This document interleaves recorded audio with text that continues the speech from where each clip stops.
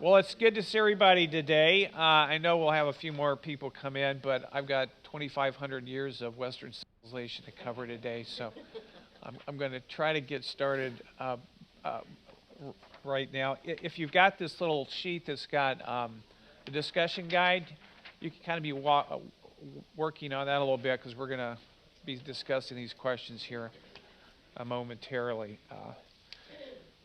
And again, in the back room, there should be PowerPoints, fill in the blank sheets, and that discussion guide. If you had got those, we're here last week, and I got your email. I sent you the materials. Everybody get those? Okay, so I'll try to do that each week, just so you can kind of get a little bit of preview of what we're going to be looking at. And some people like to have their own iPad and just follow along like that, or whatever you find more convenient for you. So. Will you be sending us last week's material too? I can do that. Yes, I'll do that as well. Okay, make sure I send all those different materials. All right, let's go and open with a word of prayer, and then we'll get started. Dear God, just thank you for this beautiful day. Just thank you for God, just the truth of your word that we can rest in as a reliable source of truth in an age where relativism is dominant and there's such confusion. Lord, help us as we walk through this material to get a better appreciation for how we got to this place and how we can be more effective in sharing our faith and serving as a preservative in our fallen culture. We just ask all these things in Christ's name. Amen.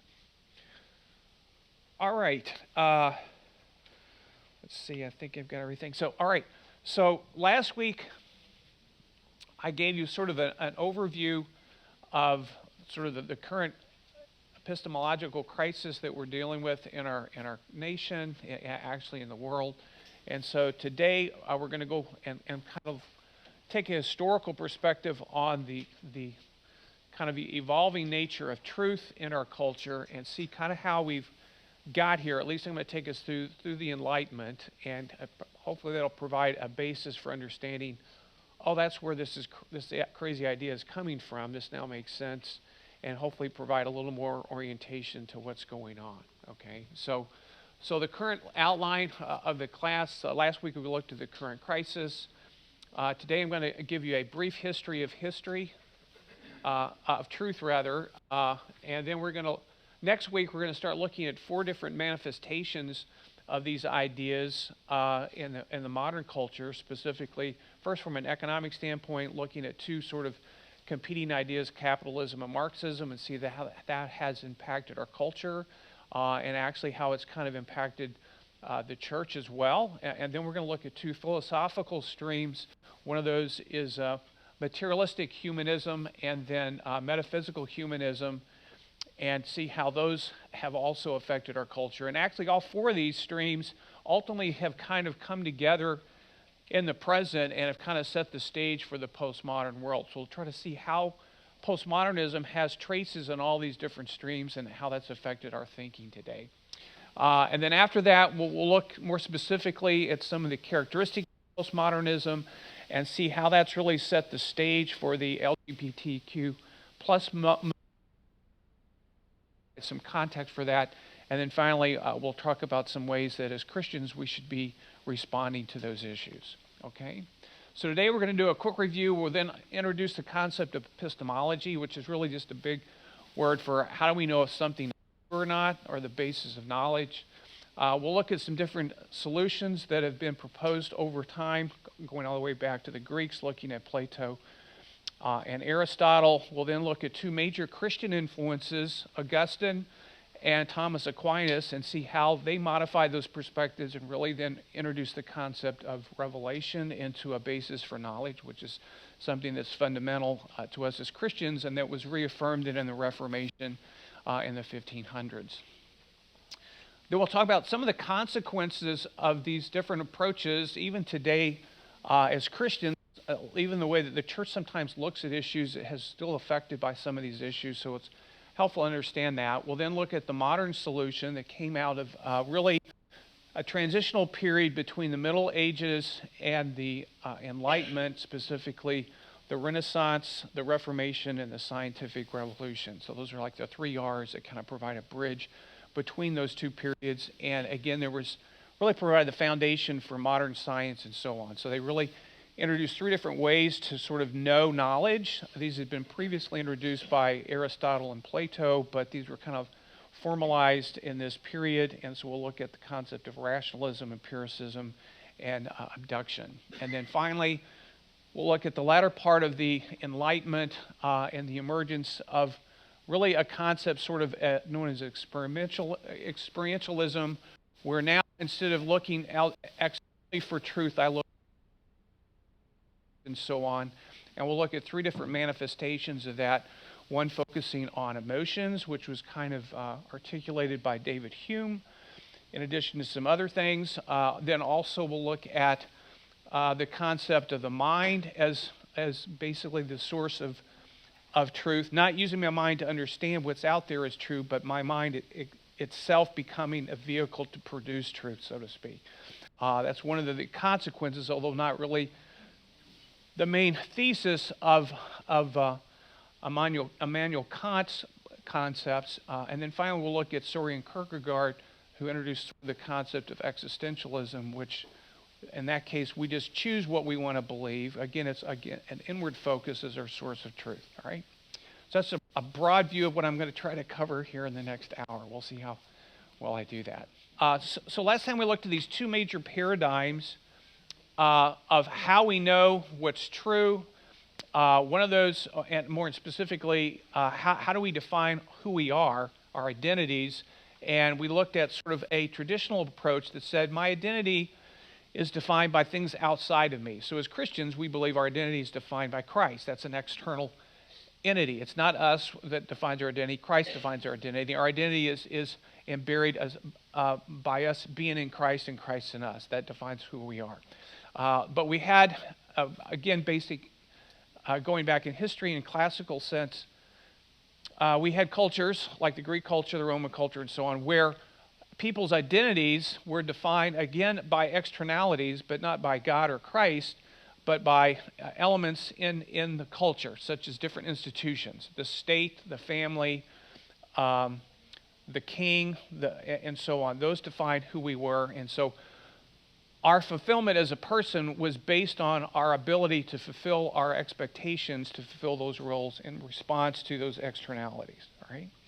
So with the Enlightenment, there was this massive shift in that perspective of who we are as people. We went from an external focus to an internal focus. Instead of looking outside to find my identity, I look internally to find my identity. And what came out of the Enlightenment period and the scientific revolution and so on was that reason is now preeminent, and I can use my mind to basically define who I am. Okay, so that then became one of the ways we do that internally, and now we have now shifted to a focus where we've gone away from using our minds to define reality. We now use our feelings to define reality. Okay, so that's where we are right now. So again, to summarize those 2 different perspectives, we have sort of what I call a traditional culture, which includes an institutional self where my identity is defined on the basis of external institutions, or as a Christian, our identity is defined based on our relationship with Christ. We are in Christ and so on. But that identity is then still reinforced by the church, so those work in concert together, at least they should. One of the problems that happened during the Middle Ages, or even before that, was the Roman Catholic Church basically, instead of being supportive of our Christian identity, kind of became an institution in its own self, and so people's identity now shifted from Christ to the institution of the church. That was one of the problems. That was one of the issues that the Reformation addressed and said, we've got to get back to our focus on Christ, not these man institutions, okay? And again, as I already talked about, so relative to our modern culture, we have the modern self or the rational self where our identity is defined using our reason. And then recently, about after World War II, we see the emergence of something called postmodernism, where people shift their definition of who they are.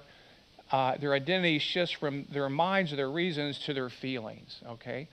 And so we see around us things seem to be falling apart in our culture. This seems to be a recent concept, but this has really been going on for several decades, all right?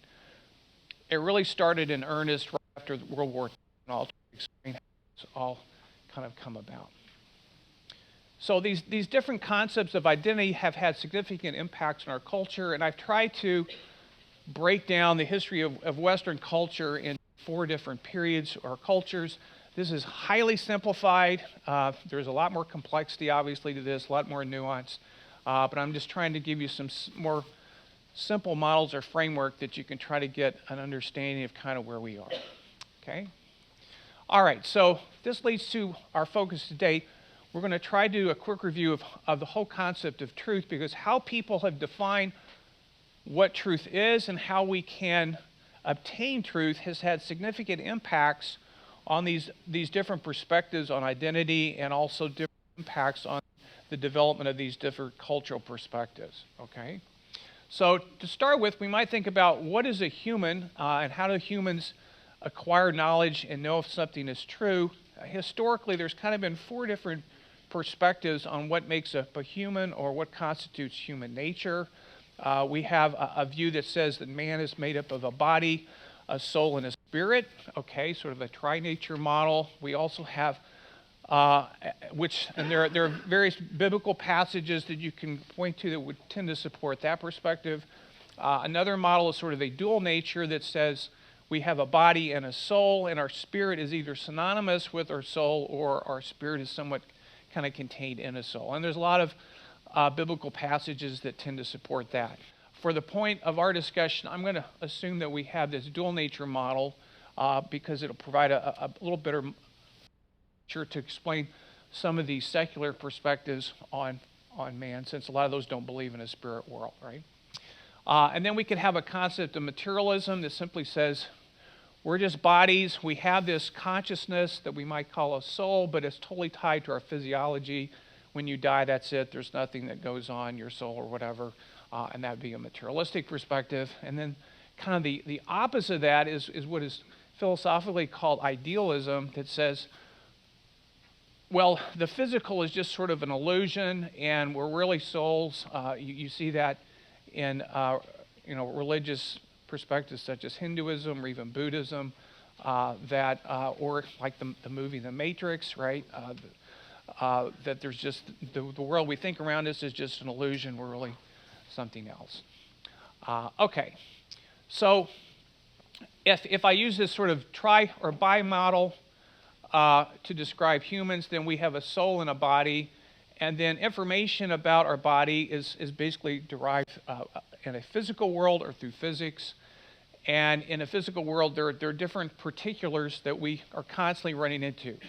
And then from a soul perspective, information or ideas or concepts about the soul or our mental world are characterized by a discipline called metaphysics, and metaphysics tends to focus on concepts that are called universals. So by way of an analogy, if I tell you, think of an apple, there's sort of a fundamental idealized concept of an apple in our mind, and that's what we mean by sort of a universal. And then relative to particulars, there's all kinds of actual different manifestations of apples in the real world, okay? So these manifestation of apples we would call particulars. This concept of an ideal or this just idealized concept we're going to call universals.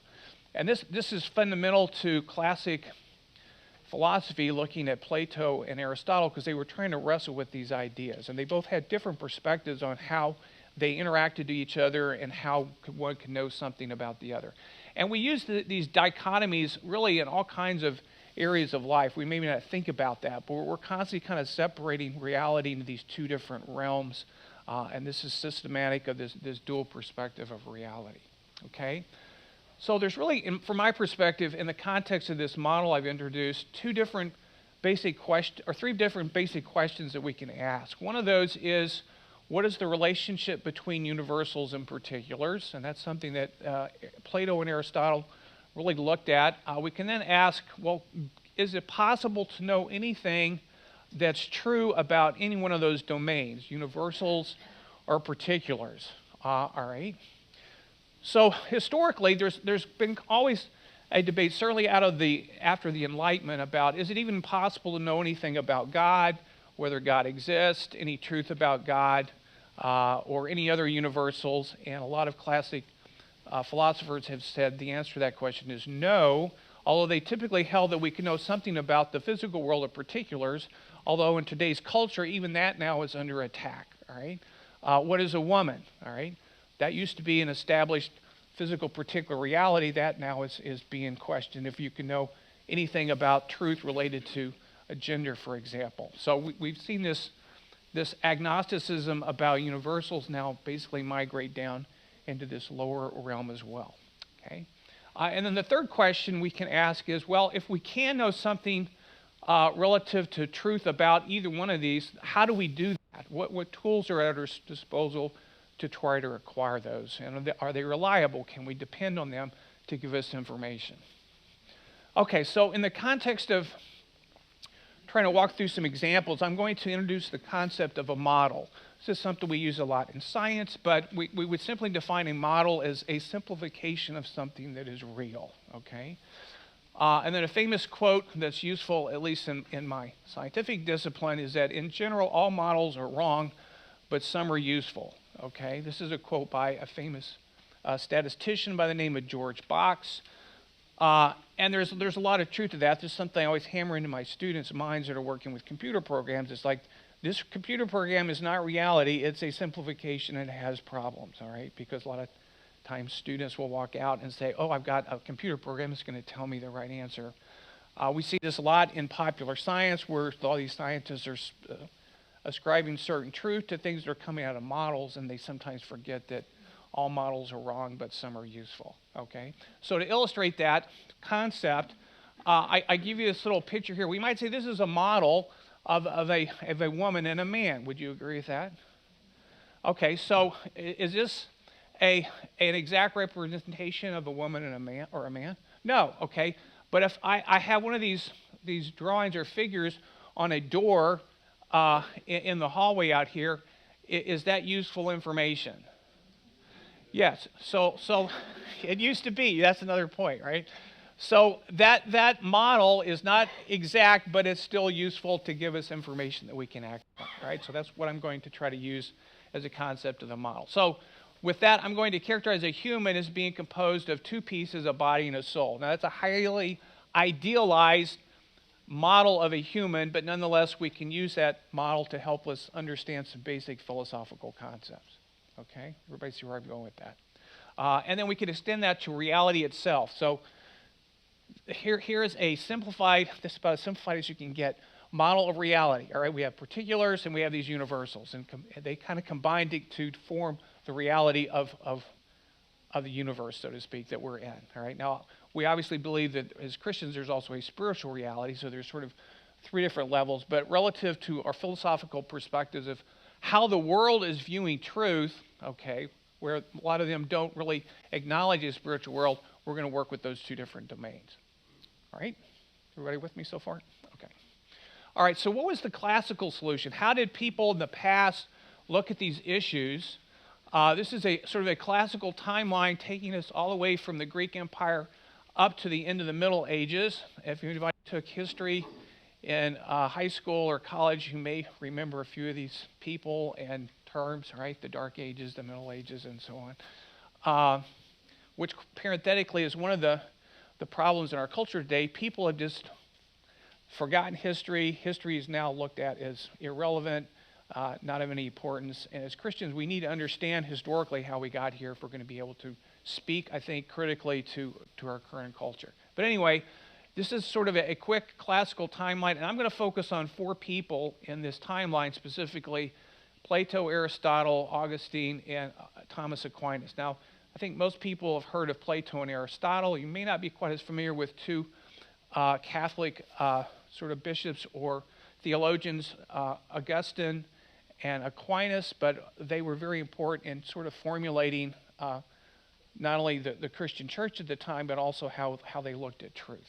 Okay, so first let's start with Plato and Aristotle. This is a very famous painting by Raphael, one of the major artists of the Renaissance, and he's got all these different figures in here that are from antiquity, different philosophers, literary folks, and so on. At the very center of this, he has two characters, and if you zoom in on those two, the one on the left is Plato, and the one on the right is Aristotle.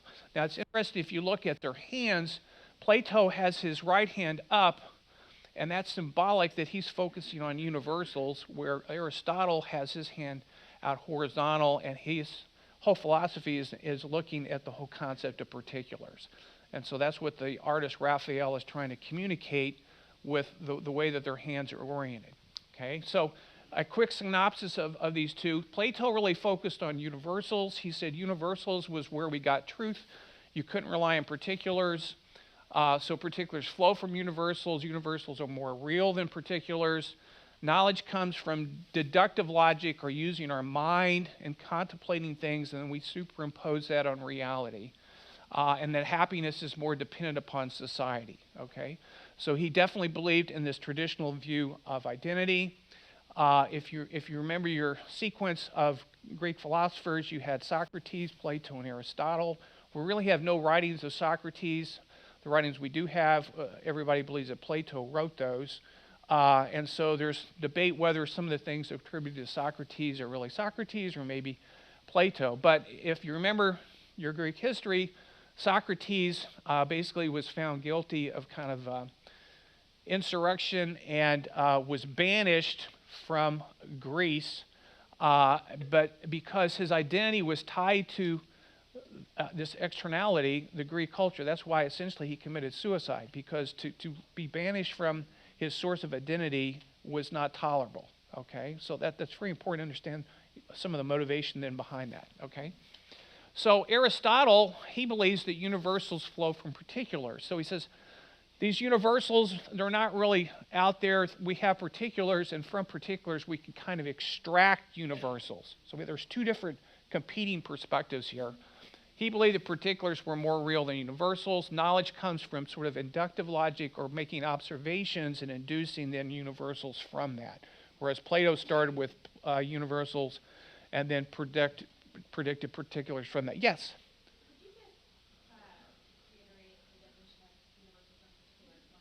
Yes.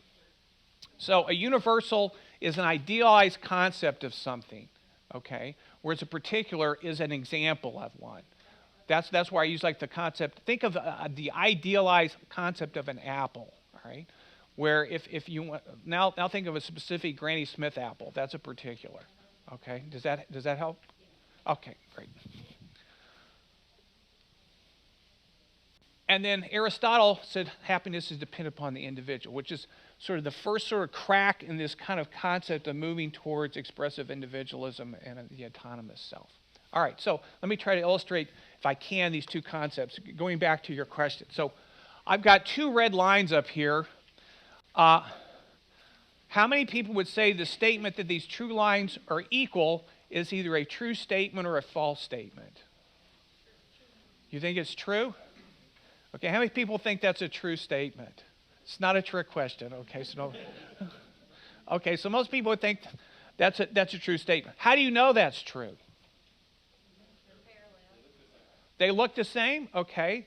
But just because what does that mean, they look the same? So how do you know that those two lines are true? Okay, so you're observing something, but so Plato would say the reason those two lines are equal is there's a concept, or a universal concept of equality, that's embedded in our consciousness, and we can look at things and know they're equal a priori without going up and measuring them. Okay, where Aristotle would say, well, the reason I can know the two are equals, I could go out and measure them and see that they're equal, and from that I can start to extract out a concept of equality from that. Okay, does that help kind of explain this kind of the different perspective of the two? Now you can argue whether that makes sense or not, but those were the two perspectives. Okay. Okay. So a little more information about Plato. I've kind of summarized that. Again, since Plato starts with reason, we typically consider him a rationalist, okay? Because he begins with the mind, external of the particulars, and then sort of says this is what's true. These truths out there exist without regard to particulars. Okay, so Plato's model is he believes there's both a soul and a body, but he believes our reason really is what we get truth from. We then superimpose that on our senses and our perceptions, but truth really comes directly from our reason. We don't have to depend on particulars to know whether something is true or not. Okay. Aristotle then was Plato's student. Again, I've kind of summarized what his concepts of knowledge was. He believed we got knowledge from our senses, or using our senses to look at the particulars, as opposed to using our mind to look at these universals.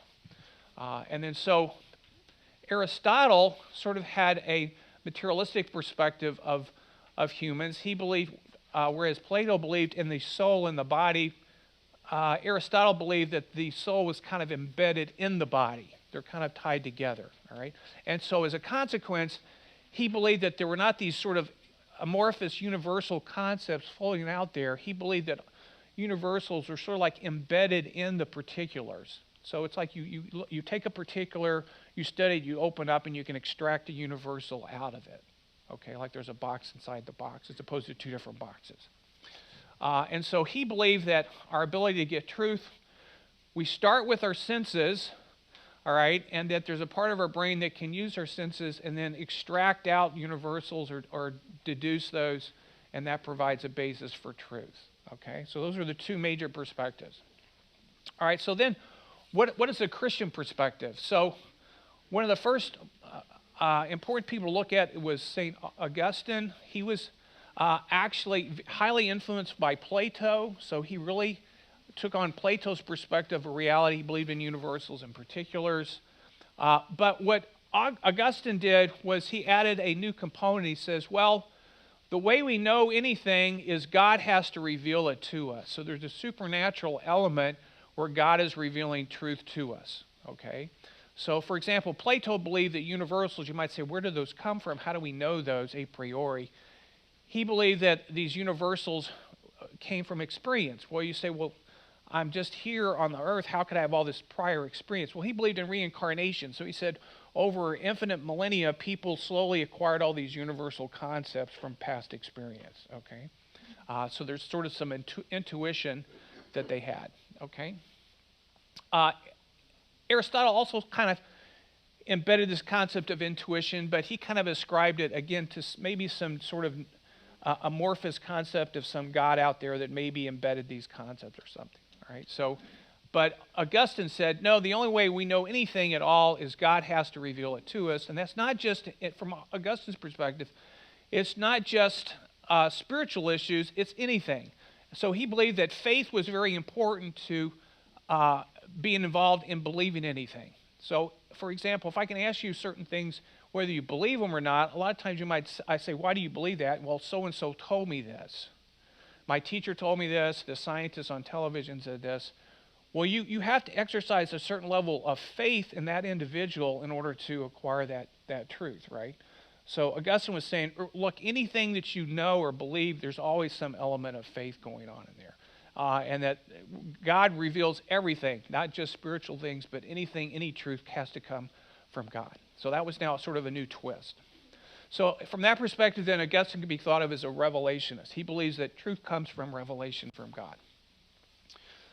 And so he, again, believes that God then provides revelation that goes through our heart. We have to accept that by faith, that provides a basis for us to understand anything.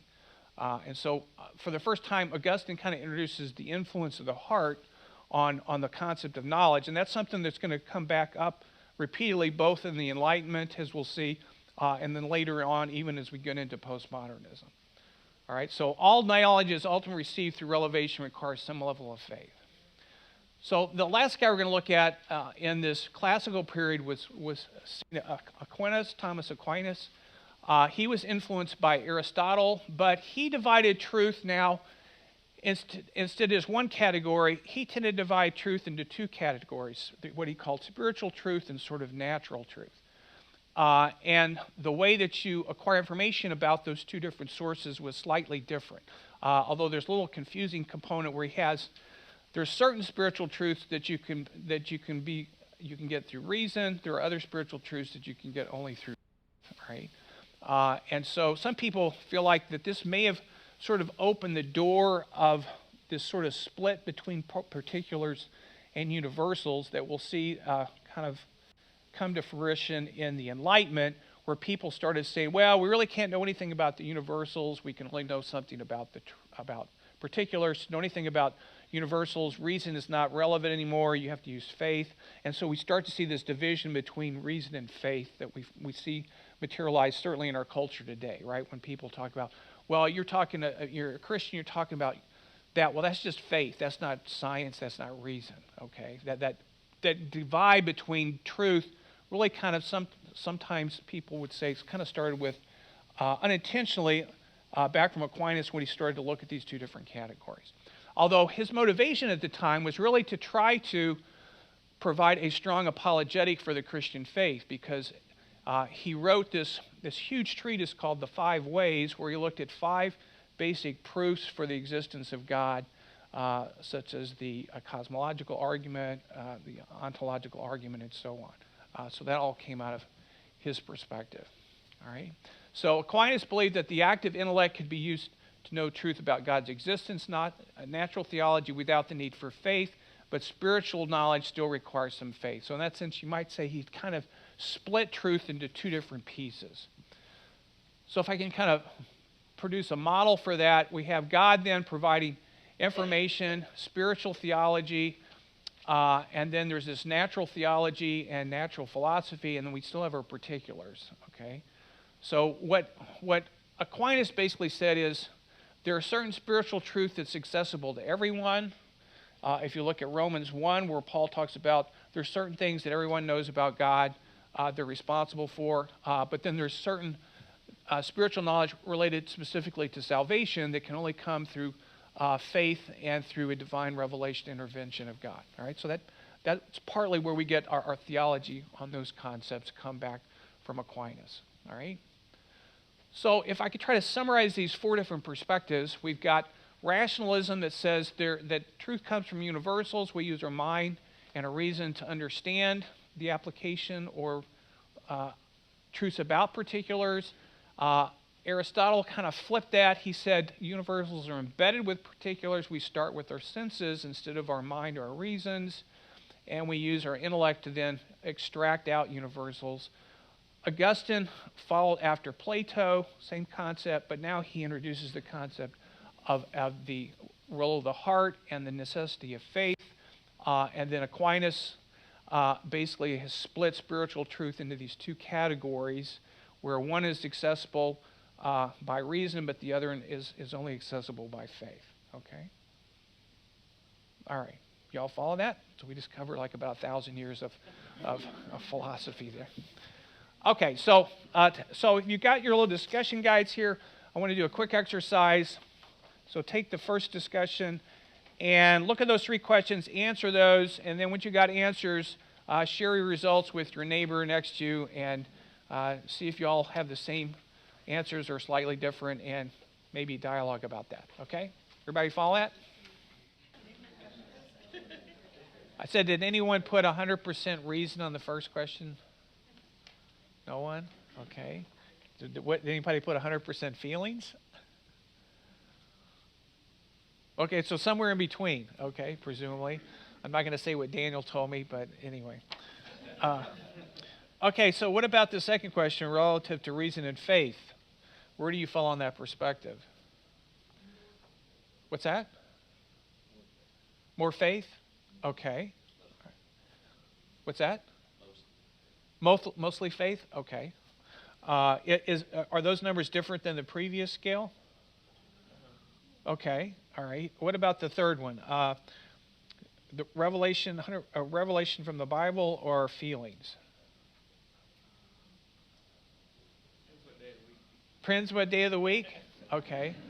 Do you ever run into somebody that says, "Well, I know the Bible says this, but I just feel like God's telling me to do this instead"? Huh? Do we ever do that? Kind of rationalize when, well, I know the Bible says this, but, God, God just doesn't quite understand my situation here. Right? Okay. So, anything from that little exercise that sticks out at you personally that maybe you hadn't thought about? Oh, that's good. All right. Our feelings can change, but God's revelation does not. Okay. That whole concept is currently being attacked today, isn't it? Yes. Right. I mean, we're all somewhere in that spectrum, probably, right? Depending on where we are in our walk with Christ, right? There's always, but relative to reason and faith, I mean,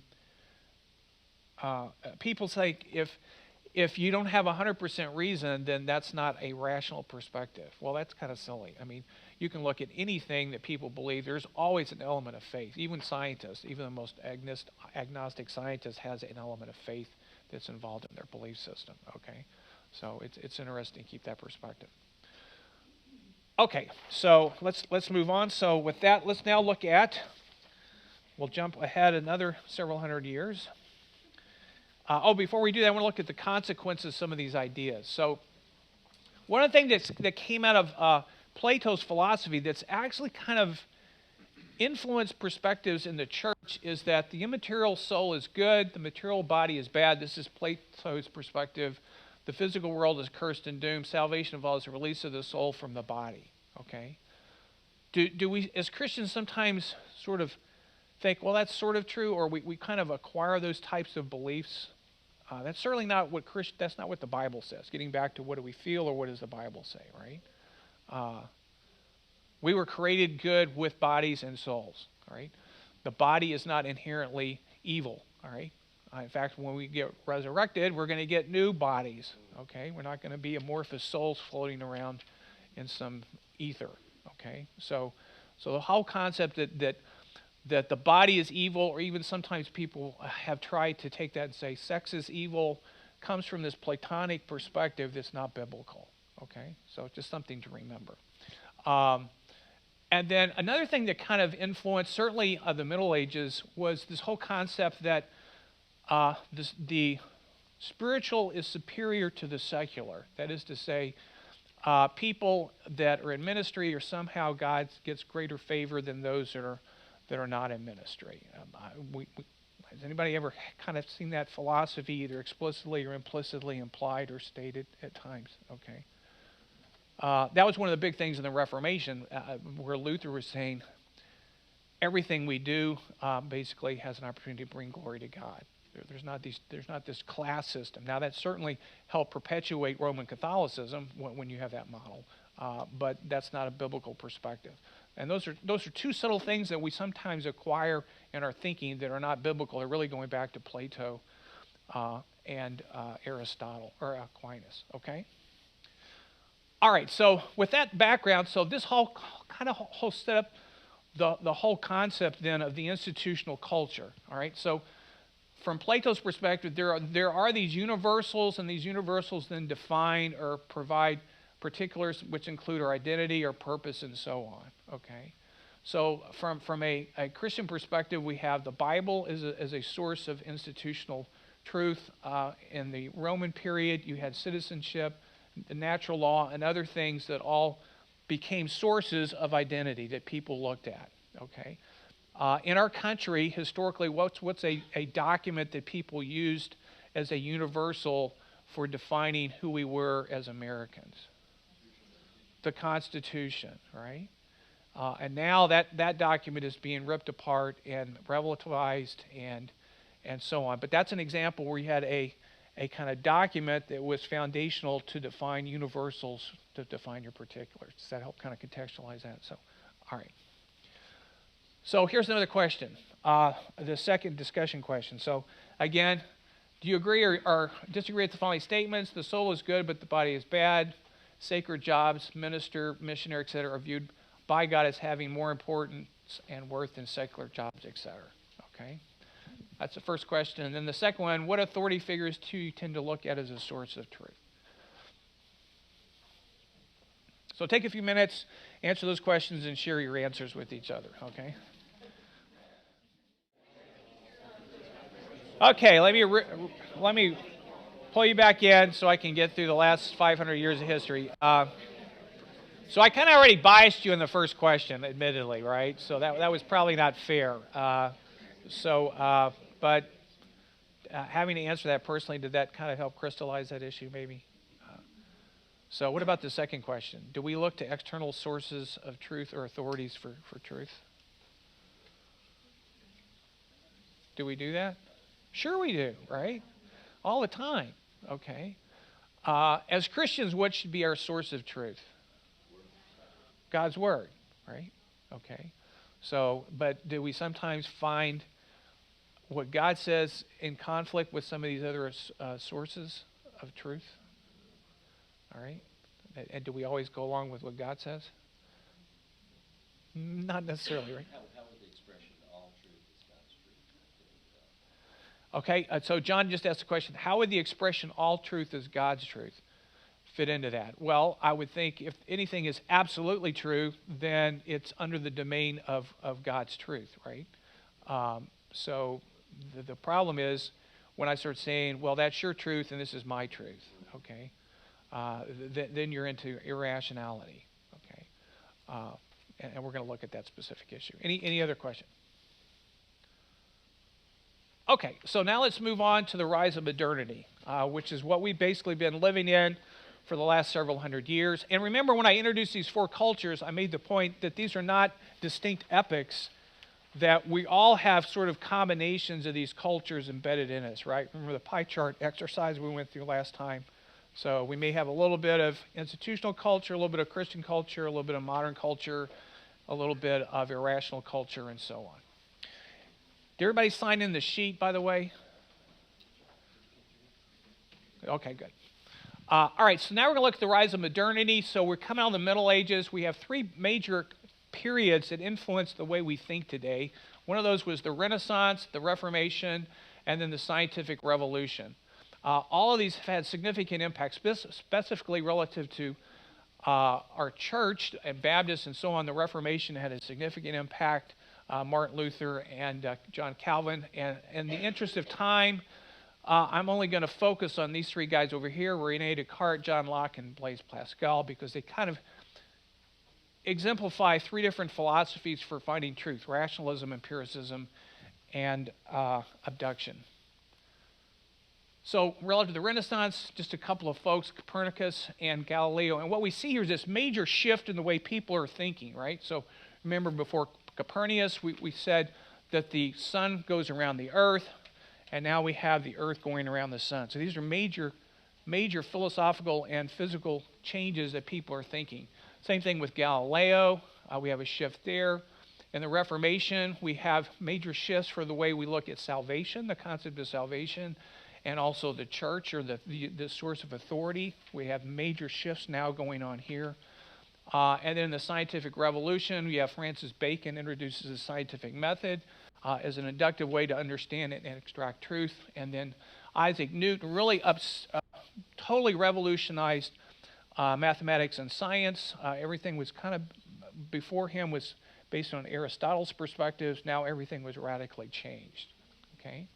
So those are three major elements, and then at the end of that, we have these three major people that kind of radically changed the way people looked at truth. So we have Descartes, who was the father of modern rationalism. You can see some of the characteristics of Descartes. He's famous for saying, "I think, therefore I am." Technically, what he really said was, "I doubt, therefore I am." Okay?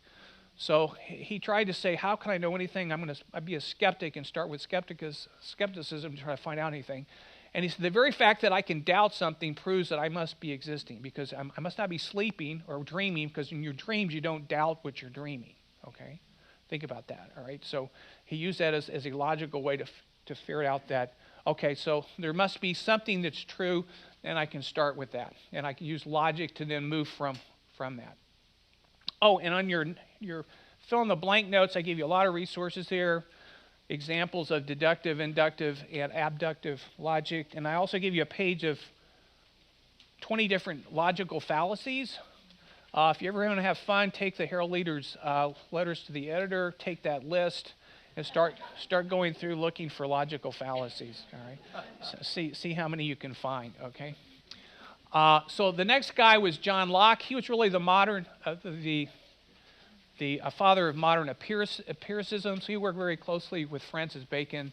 But most of what we think of Locke is typically tied to some of his political philosophies, because he was instrumental in some of the ideas that led to the American Revolution. But he was also a scientist and looked at using senses or empiricism. So now we're getting back to this Platonic and this Aristotle debate. So Descartes was more following after Plato, and Locke is following more after Aristotle, saying we look at particulars to get information. And then another guy that's one of my favorite, who was a devout Christian, Blaise Pascal, famous scientist, did all kinds of amazing things. Everybody heard of Pascal's wager before, the argument, but he kind of introduced a different way of thinking that's now called abductive logic, although that was formerly not kind of really looked at till more recently. But it kind of falls back on saying that there are certain things we can kind of figure out using intuition. This approach is used a lot in law or detective work. Here we go to a crime scene, we look at the evidence, then we try to figure out what possibly may have created that. So it's sort of a different perspective than rationalism or empiricism. Another thing that he mentioned, though, is that our hearts or emotions can affect what we believe. And we all saw that in a little exercise, right, on the spectrum. We know that our feelings can affect the way we look at truth. So here's this little summary of those three different approaches to come up with what truth is, or truth in a certain situation. We have deductive reasoning, inductive, and abductive. And I don't have time to go through all those, but I gave you some supplemental materials in your fill in the blanks that kind of explain some more of those in detail. Okay, so out of that modern period, we now have sort of three major tools for finding truth. We have rationalism, we have empiricism, and we have abduction. And so this all served the basis of really developing the culture, ultimately led to the Industrial Revolution. There are certain things that are repeatable. We start building cultures and so on using these different approaches. And this is now, all of these are now under attack by postmodernism. Okay, one of the ironies is that those, and there's also certain limits to these. I mean, all these have certain limits, and I kind of list some of those. And that really kind of, those limitations somewhat set the seeds of the arising of postmodernity. So the latter part of the Enlightenment, we have like four guys in particular that started kind of undermine the whole concept of truth and really set the stage for what we're now experiencing in our culture. So what we're experiencing in our culture really can kind of trace back to the ideas, the four people I'm going to talk about at the end of the Enlightenment. So what kind of set up the Enlightenment? We have these major changes going on: the Renaissance, the Reformation, the Scientific Revolution, and then we had the 30 Years' Wars, which was this massive religious war in Europe. 8 million people died. It was horrible. 20% of the population of Europe were killed either by warfare or famine or plagues. This was much worse than the deaths in World War II. This was absolutely devastating. It went on for 30 years, and it was between Catholics and Protestants. All right. So out of all of this together, you come to the Enlightened. People are saying, this religious stuff is just destructive. We got to get rid of it and reorient from looking at God to using our reason to try to come up with a better approach. And that kind of became the impetus then for the American Revolution and the French Revolution. They went radically on different paths, but both of those came out of this concept. Okay, so some of the implications then of the Enlightenment was, before basically people believed in theism, there was now a shift to deism. We went from Aristotelian physics to Newtonian physics, and before we had all these kings running countries, and now we see with these revolutions in America and France that people start moving towards the formation of republics, where the people basically are ruled by consent, or the concept of a social contract. Okay, so one of the first people that's important to understand or know about is Jean-Jacques Rousseau. He was a Genevan philosopher, wrote several books, but he had some really interesting ideas. One of those was that people are basically born good, and the reason people become corrupted is not because of innate sin, it's because of the culture around them, including the church. So it's the church, it's the culture that make people bad and criminals. So they're not personally responsible for their actions. It's really our culture that's at blame. Now, does that sound familiar? Okay, so that whole concept, we should not publish criminals because we're the ones at fault. You know, we've got to understand that they're being oppressed. We need to figure out how to free them up. And that's the problem, not them. Okay, so that's what's going on in our criminal justice system right now. We can see that every night in the news. All right, and so that's why he has a famous quote. He says, "Man is born free, but is everywhere in chains." And the people that have enchained man, according to him, is society, Christian norms, and things like that. So if we're going to free man, we need to get rid of the church and everything else, all these other constraints. He also believed that history really was used to, again, constrain people. So if we're going to free people, we need to get rid of history. All right. So again, do we see that happening in our culture today? Right. So both those concepts ultimately go back to Rousseau. He was one of the first people to do that. He also was one of the first people to really write what's called a psychological autobiography. All right. He wrote a book called Confessions. And here's a quote from it. The essence here is that he was the first person to say, I can start with my own mind and kind of create my own reality. And I'm important. I can start with myself.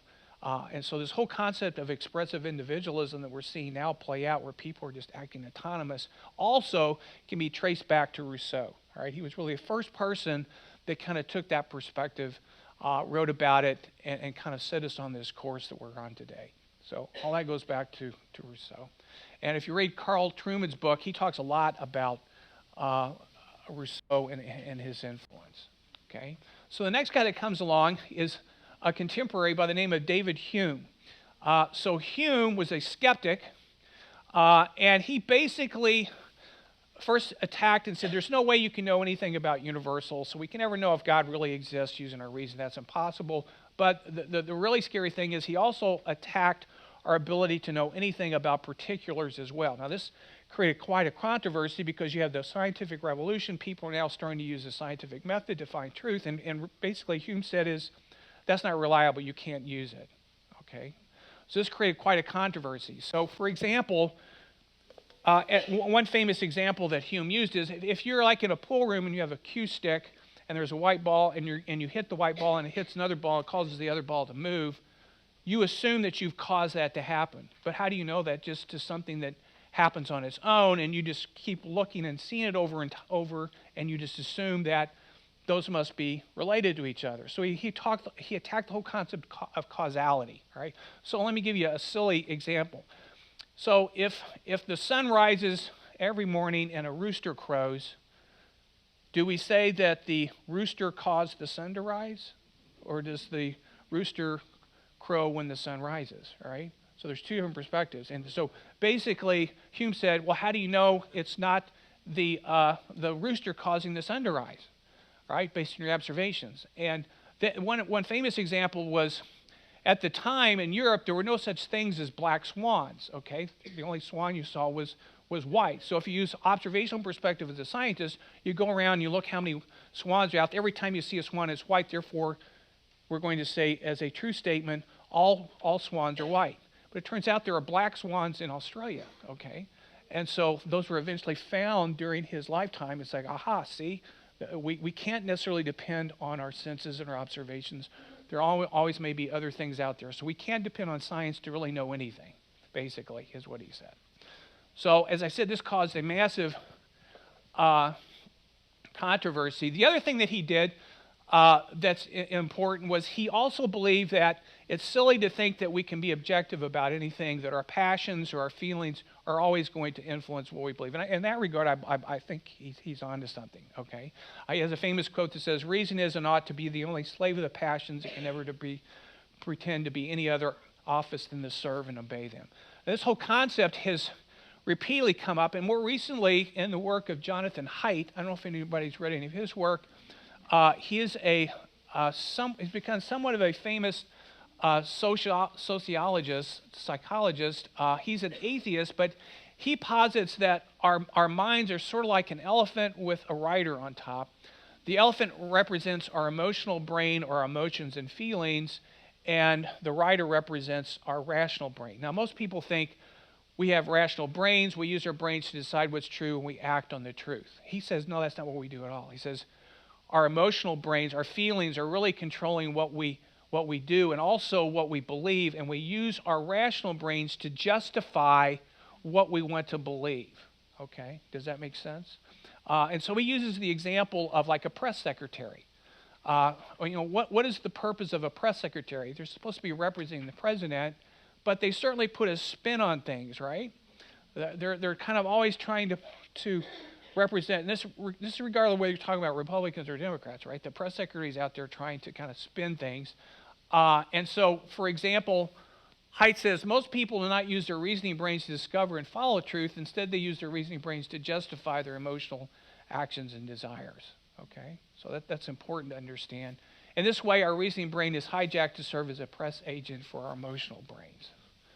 So from that perspective, I think Hume was onto something. And that, again, has been somewhat reinforced by more recent work like by Jonathan Haidt. And just to give an illustration of this, here's a quote by famous atheist Aldous Huxley. He said, I had motives for not wanting the world to have meaning. Consequently, I assumed that it had none and was able without any difficulty find satisfying reasons for that assumptions. So a lot of times you're talking to people about their Christian faith, and they're making a conscious choice of the will not to look into other things. They're going to believe what they want to because that's a choice they're making. It's not because they're using their brains and they've concluded with reason that Christianity is not true, right? And so you need to understand that when you're interacting with folks. So again, he says, it is our will that decides how and upon what subjects we'll use our intelligence. Okay? All right, so a third person that comes along is Immanuel Kant. He was very upset with Hume's work. He said, this is disaster. We've got to somehow address this, these questions that he's raising. So he set out to try to refute Hume's work.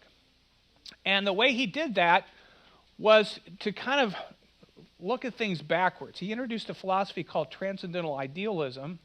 And instead of focusing on how it's possible to acquire knowledge, Kant focused on what would be necessary for the human mind to do in order for us to acquire knowledge. He sort of used an abductive approach to answer that question. He said, this is how we perceive a reality. What has to be true about the mind in order for us to be doing that?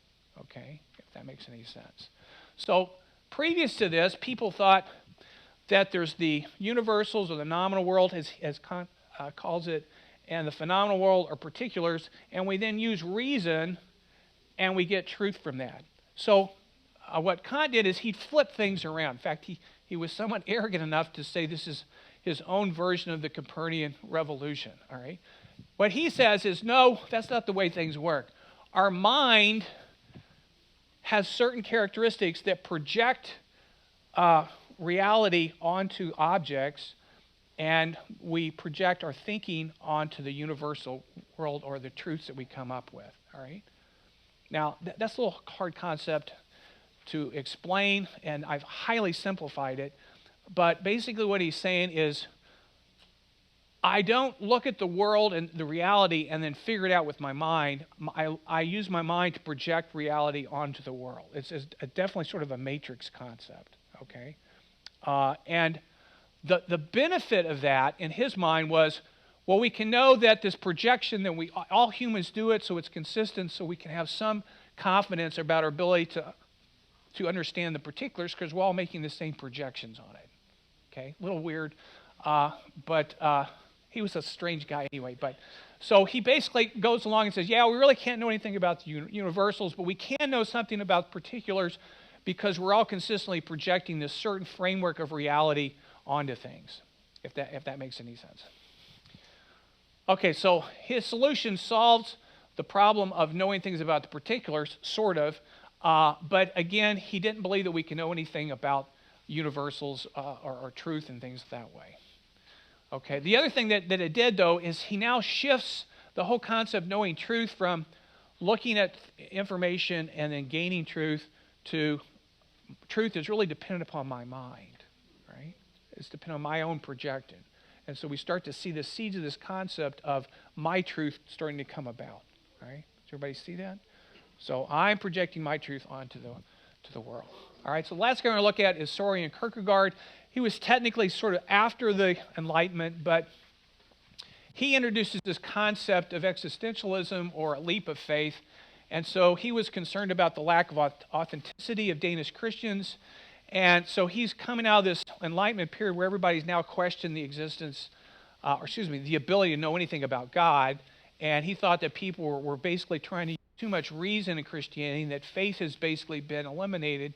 So he posited, well, if we can't know God with our reason, or know anything about God using our reason, we will set aside rationality and say we're going to get that information sort of through a subjective experience or feelings, and I'm going to look at particulars and then try to jump up to the universals, or jump to the upper story, as Francis Schaeffer would characterize. Okay, and so in his case, he says, well, I don't know anything up here, so I've got to jump up to here with the relationship of Christ. The way I do that is through an act of faith.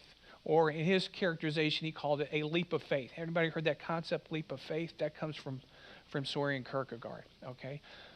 Now, initially, again, he was trying to argue that as a way to have a better relationship with Christ, or for the church to be closer aligned with Christ. But ironically, that concept ultimately sort of to underline the concept of reality, because that whole concept of a leap of faith became the basis later on, as we'll see in 2 weeks, the whole concept of existentialism. That is to say, I know things aren't real, but I'm going to just assume that they are and live like they are, even though I know consciously with my reason that there's no meaning, there's no something, but I'm going to act like there is meaning. So I'm going to take this leap of faith to do that. Okay? Does that make sense? Okay, so those 4 guys had significant impacts then on this concept of truth. So Rousseau basically starts the whole shift from the external source of identity to the internal identity. All right, that really began with Rousseau. That's how we are where we are today. And these 3 guys sort of came up then with these 3 different ways to use myself to come up with my own truth, so to speak. Okay, so Hume basically says, well, we're really using our emotions and our feelings to come up with our own truth. And that now, so everything's relative, all right, because he was very skeptical about knowing anything anyway. And then you get Immanuel Kant, that talks about, well, knowledge really depends on my mind and sort of my own projection of my truth onto the world, as opposed to responding or changing my beliefs based on what the truth is. Okay, and then you get Soren Kierkegaard that says, well, really my knowledge of truth depends on my will, because that's really what this leap of faith is doing. I am willing myself to believe this, okay, by an act of faith. All right? And that basically became the fallback position of the French existentialist in the 20th century, as a way to try to deal with the fact that, well, we don't believe in universals, but we can't live as if they don't exist, so we're going to just imagine they exist and sort of use a leap of faith to perceive that and act that way. And that's how you see a lot of people living today. They're living existentially. All right? Even there's now become sort of a form of Christianity that we could characterize as sort of Christian existentialism as well. Right? That I think is really aligned with the progressive Christian movement that I mentioned last time. Okay? So to quickly summarize then, we now have these sort of 5 competing epistemologies out there. We have the concept of revelation, which as Orthodox Christians we believe is a fundamental basis for knowing anything. But we're not irrational. We believe in rationality. We believe that the mind is able to read God's Word with the instrument and help of the Holy Spirit and discern truth. We then have these other 3 approaches, rationalism, empiricism, and abduction, that we all use, and we all probably use abduction in our everyday lives more than the other 2. But those have provided the basis for the rational culture. And now we're seeing the emergence of this experientialism approaches that then set up the stage for postmodernism. The whole concept of the LGBTQ+ movement has all kind of come out of this latter development.